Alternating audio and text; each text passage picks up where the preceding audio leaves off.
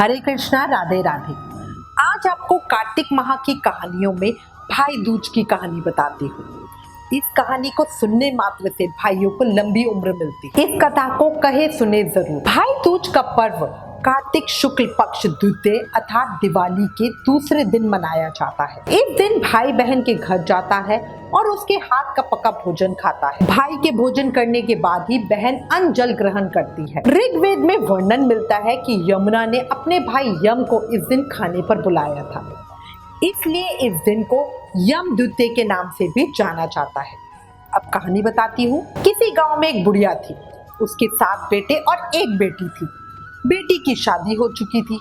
जब भी उसके बेटे की शादी होती तो फेरों के समय एक नाग आता और उसके बेटों को डस लेता। बेटा वही खत्म हो जाता और बहू विधवा हो जाती। इस तरह होते होते उसके 6 बेटे मर गए। 7वें की शादी होना अभी बाकी थी। अपने बेटों के मर जाने के दुख से बुढ़िया रो रो कर अंधी हो गई थी। भाई दूज आने को हुआ तो भाई ने कहा मैं बहन से तिलक कराने जाऊंगा। माँ ने कहा ठीक है। उधर जब बहन को पता चला कि उसका भाई आ रहा है तो वे खुशी से पागल होकर पड़ोसन के पास गई और पूछने लगी, बहन शादी के बाद पहली बार मेरा भाई मेरे घर आ रहा है, मुझे क्या करना चाहिए? पड़ोसन उसकी खुशी को देखकर जल भुन गई और कह दिया, दूध से रसोई ले, घी में चावल पका। बहन ने ऐसा ही किया।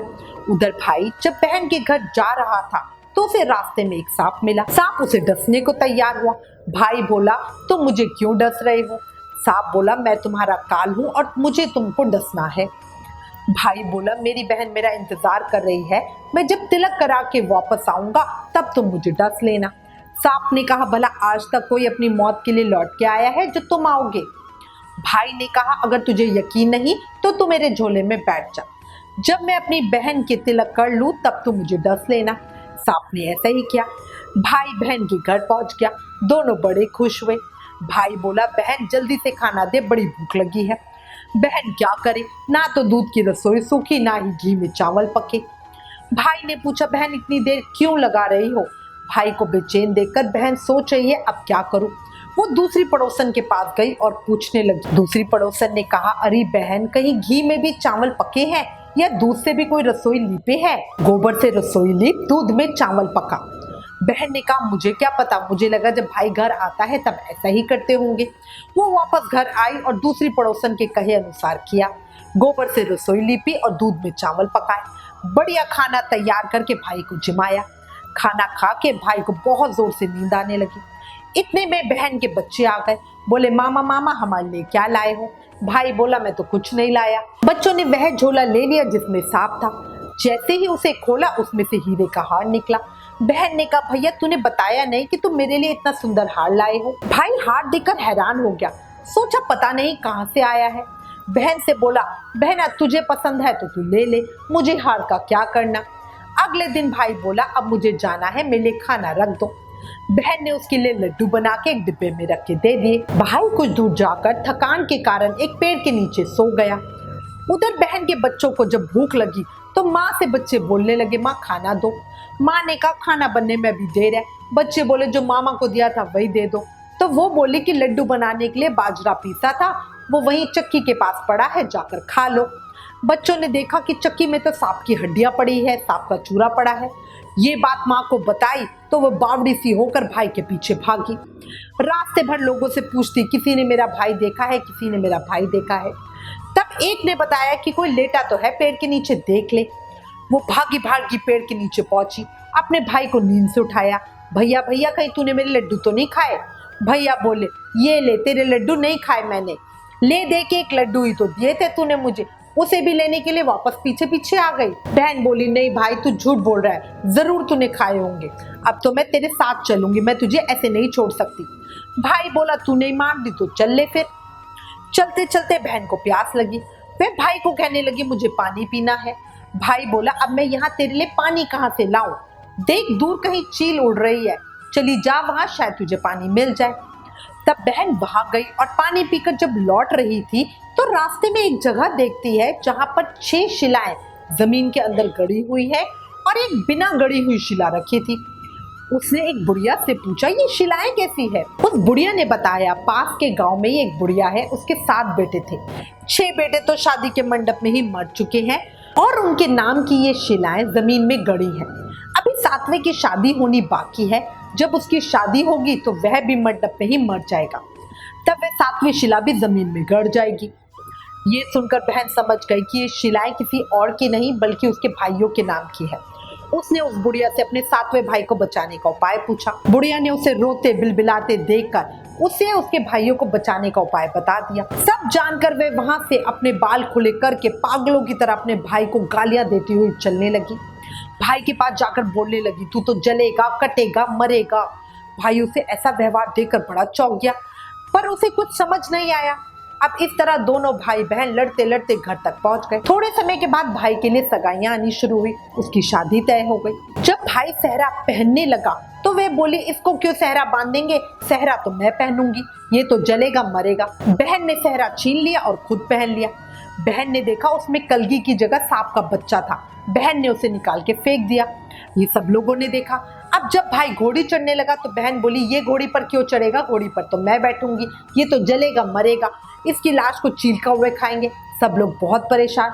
सबने उसे घोड़ी पे चढ़ने दिया। जैसे ही बहन घोड़ी के ऊपर चढ़ी, घोड़ी का पैर टूट गया और वो बहुत जोर से गिरी। अब जब बारात चलने को हुई तब बहन बोली, ये दरवाजे से क्यों निकलेगा, ये तो पीछे के रास्ते से जाएगा, दरवाजे से तो मैं निकलूंगी। जब वे दरवाजे से जा रही थी तो उसके निकलते ही दरवाजा गिर गया। भाई सही सलामत से पीछे के दरवाजे से बाहर आ गया। यह सब लोगों ने देखा। अब सब लोगों को बड़ा अचंभा होने लगा। रास्ते में एक जगह बारात रुकी तो भाई को पीपल के पेड़ के नीचे खड़ा कर दिया। बहन कहने लगी, ये छांव में क्यों खड़ा है, ये तो धूप में खड़ा होगा, छांव में तो मैं खड़ी होंगी। अब उसे जैसे ही भाई को छांव के नीचे से निकाल के धूप में खड़ा किया, वो पीपल का पेड़ नीचे गिर गया। अब सब लोगों को विश्वास हो गया कि ये बावली कोई जादू टोना सीख कर आई है जो बार बार अपने भाई की रक्षा कर लेती है। ऐसा करते करते फेरों का समय आ गया। जब दुल्हन आई तो उसने दुल्हन के कान में कहा, अब तक तो मैंने तेरे पति को बचा लिया, अब तू ही अपने पति को और उसके साथ ही अपने मरे हुए जेठू को बचा सकती है। और उसने कान में उपाय बताया। फेरों के समय एक नाग आया। वो जैसे ही दुल्हे को डसने लगा, दुल्हन ने झट से उसे पकड़ के एक लोटे में भर के ऊपर से प्लेट बंद कर दी। थोड़ी देर बाद नागिन लहराती लहराती आई। दुल्हन से बोली, तू मेरा पति छोड़ दे। दुल्हन बोली, पहले तू मेरा पति छोड़। नागिन ने कहा, ठीक है, मैंने तेरा पति छोड़ा। दुल्हन बोली, ऐसे नहीं, पहले 3 बार बोल। नागिन ने 3 बार बोला। फिर बोले कि अब मेरे पति को छोड़। दुल्हन बोली, एक पति से मेरा क्या होगा, हंसने बोलने के लिए जेठ जेठानियां भी तो होनी चाहिए, एक जेठ भी छोड़। नागिन ने जेठ के भी प्राण दे दिए। फिर दुल्हन ने कहा, एक जेठ से लड़ाई हो गई तो एक और जेठ चाहिए, और अगर वो जेठ विदेश चला गया तो तीसरा जेठ भी चाहिए।